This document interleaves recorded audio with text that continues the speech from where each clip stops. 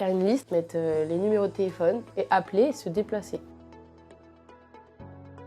Vraiment ne pas négliger les coachings que l'école offre. Donc il y a 2 heures de coaching par semaine. S'y prendre beaucoup plus tôt, faire ses recherches le plus vite possible, essayer de frapper à toutes les portes, que ce soit forum, école, internet, ne rien laisser. Faut foncer, faut y aller, faut aller chercher. Si tu te bagarres pas, tu peux pas l'avoir. Je sais que c'est compliqué, je suis passé par là, c'est la galère un peu. Faut pas lâcher, faut continuer, faut appeler. Et vraiment, même avec l'école EPB qui appuie sur ça, il y aura vraiment que des solutions. Je vous jure que c'est mérité après. Ne le cherchez pas à partir du mois de juillet parce que ça va être super compliqué pour trouver. Moi, c'est ce que j'avais fait.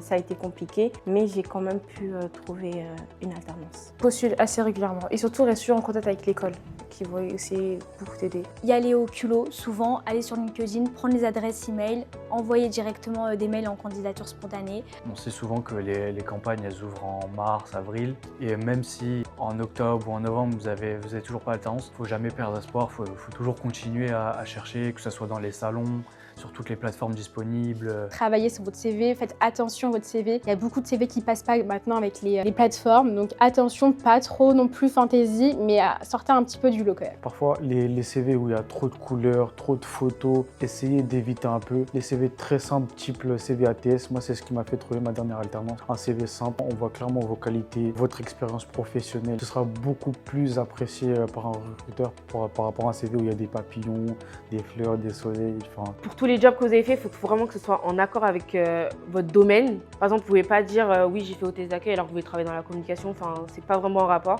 Cherchez partout dans les sites, toujours envoyer des demandes et au final, ça finira par payer au bout d'un moment. L'adapter selon le secteur. Moi, vu que je suis dans la communication, mon CV à moi ne sera pas forcément le même que celle d'une personne qui fait un BTS SAM ou qui fait un BTS NDRC. Il faut rechercher sur tous les fronts. J'ai recherché en physique, je me suis déplacé alors que ça se faisait plus spécialement. Je vous conseille de vous mettre sur toutes les plateformes qui existent. Et LinkedIn, on le néglige souvent, mais c'est vrai que c'est un élément souvent déclencheur pour trouver un poste. S'il y a un truc que vous aimez faire et que c'est dans le domaine de vos études, essayez de commencer à travailler et à faire des petits projets, des petites créations, parce que ça va faire la différence en fait avec un autre alternant. Et donc vous allez trouver beaucoup plus facilement. Moi, c'est comme ça que j'ai trouvé toutes mes alternances, c'est via les projets perso que j'ai pu réaliser.